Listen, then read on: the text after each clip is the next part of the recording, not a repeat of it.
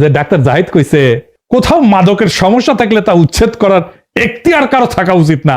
আমি তো শুইনা চোদনা হয়ে গেলাম। উচিত অনুচিতের প্রশ্ন আনিছে। দেখেন, লিগাল বা আইনি ইস্যু কিন্তু না, যেটা বেআইনি এটা লিগালি ইনকারেক্ট তা কিন্তু না, আইনি ইস্যু আনে নাই, আনিছে উচিত কিনা সেটা। তো ডাক্তার জাহিদ, আপনার উচিত অনুচিতের মাপকাঠি কেন পাবলিককে খাইতে হবে, পাবলিককে কেন মানতে হবে? আপনি কি বাঙ্গুল্যান্ডের নেপাল নাকি মুফতি যে আপনার ফতোয়া আমাদের মাইনে চলতে হবে? মাদক বাংলাদেশে একটা পলিটিক্যাল ইস্যু, হ্যাঁ political issue, extremely important political issue. ঠিক জায়গায় সর্বমিত্র ধরিছে, ডাকসু ধরিছে। মাদক কেন পলিটিক্যাল ইস্যু, আসেন সেটা নিয়ে আগে আলাপ করি। হাঙ্গারে বন্ধু দেশ আছে না এটা, হ্যাঁ খুবই বন্ধু, হ্যাঁ জানেন তো সেই দেশের সবচেয়ে বহুল ব্যবহৃত পণ্য কোনটা ছিল জানেন বাংলাদেশে কোনটা সবচেয়ে বেশি চলিচ্ছিল 90-এর দশকে? জানেন এটা? ফেন্সিডিল। ফেন্সিডিল একটা কফ সিরাপ, ওইটা দিয়া বাংলাদেশের তরুণদের নেশা করাতে শিখেছে ইন্ডিয়া। 90-এর দশক থেকে শিখাইছে, সীমান্তে কারখানা বসাইছিল, কোটি কোটি ফেন্সিডিলের বোতল পাঠাইছে। এটা কি রাষ্ট্রীয় পৃষ্ঠপোষকতা ছাড়া হয়? হয় না। গরু এসপার দেয় না, ফেন্সিডিল আছে জাকে জাকে জাকে জাকে। কেন ফেন্সিডিল? কেন ফেন্সিডিল খাইছেন কখনো? খান নাই না? আপনারা ভালো, আমি জানি আপনারা ভালো ছেলে, সন্ধ্যাবেলা বাড়িতে ফিরেন আর আবার হাত মুখ ধুয়ে পড়তে বসেন। আমি তো অত ভালো না, তো আমি খাইছি, খাইছি মেডিকেলে পড়ার টাইমে। ওটা খায় আবার ঘন চা খেতে হয়, চা খাওয়া, মিষ্টি দেওয়া, ঘন দুধ দেওয়া চা, তাহলে নিশা ভালো জমে। আর ক্ষুদ্র ভাতা আর ভগ্নীরা কবে আপনি তো ঠিকই নিশা করেছেন, করেছি আমি মেলা অজায়গায় কিছু জায়গায় মুখ দিছি, সেজন্য ইনকা ফাইটিং স্পিরিট পেয়েছি। আমি সুশীল না, সেই জন্যে কাউরে ডরাই না। জনতার স্বার্থের বিরুদ্ধে দাঁড়াইলে তারে হুতায় দিতে আমি এক মুহূর্ত ভাবি না, আমার কিছু হারানোর নাই তো। যাই হোক, ফেন্সি নিশার ব্যাপারে আসি। তো ফেন্সি কে হায় আল্লাহ, খালি জিমাই, খালি জিমাই। তো এই জিমানিটাই চাই ইন্ডিয়া।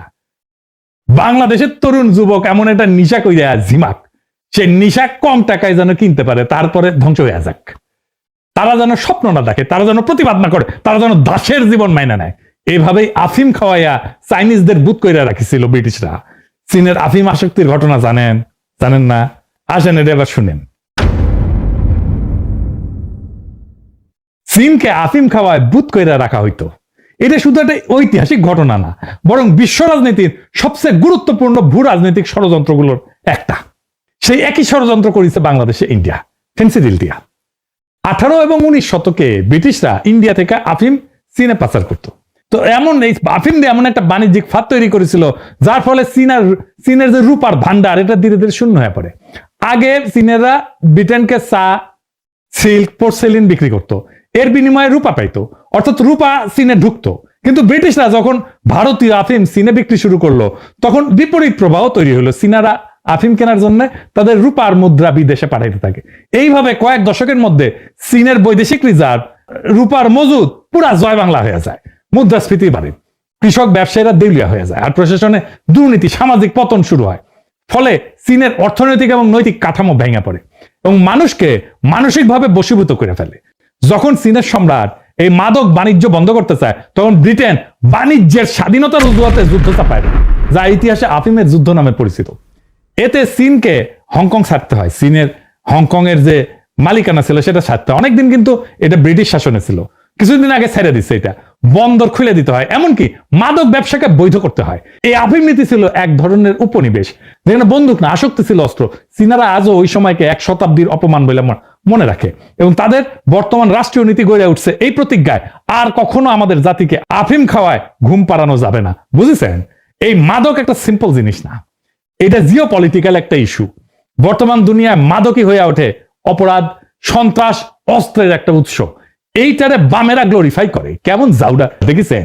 এই মাদকের ব্যবসার আস্তানা উৎখাত করা এক দেশপ্রেমিক বৈপ্লবিক কর্তব্য। এখন প্রশ্ন হইতেছে, এইভাবে সর্বমিত্ররা আস্তানা মাদকের ভাঙতে পারে কিনা? ডাক্তার জাহিদ কইছে না, কোথাও মাদকের আস্তানা থাকলে তা উচ্ছেদ করার এখতিয়ার কারো থাকা উচিত না। এইটা আপাতভাবে আইনের শাসন রক্ষার যুক্তি মনে হইলেও বাস্তবে এটা একটা বিপজ্জনক সামাজিক নিষ্ক্রিয়তাকে উৎসাহ দেওয়া হয়। মাদক কিন্তু কোনো ব্যক্তিগত অপরাধ না, এটা এক ধরনের সামাজিক সংক্রমণ। যেখানে একটা এলাকায় মাদকের আস্তানা তৈরি হয়, সেখানে অল্প সময় স্কুল পড়ুয়া থেকে শুরু করে রিক্সা চালক সবাই জড়ায় পড়ে। তাই মাদকের প্রতিরোধ শুধু পুলিশের কাজ না, পুলিশ এটা পারবেও না একা, সমাজকে আগায় আসতে হয়। তার মানে নাগরিক প্রতিবাদ, সামাজিক বয়কট, প্রকাশ্যে চিহ্নিতকরণ, এই সমস্ত আইনি না, এই সমস্ত পদক্ষেপ এবং সামাজিক উপায় কিন্তু কার্যকর। এখন যদি কেউ বলে উচ্ছেদ কারো এখতিয়ার না, তাহলে পরোক্ষভাবে সে বলতেছে যতক্ষণ আইন না আসে ততক্ষণ সমাজ চুপ থাকবে। কিন্তু ইতিহাস বলছে নীরব সমাজই মাদক ব্যবসার প্রধান আশ্রয়দাতা হয়ে দাঁড়ায়। এইটাই করতে চাইতেছে ডাক্তার জাহিদেরা। তাই মাদক বিরোধী সংগ্রাম কেবল রাষ্ট্রের না, পুলিশের না, সমাজেরও দায়িত্ব।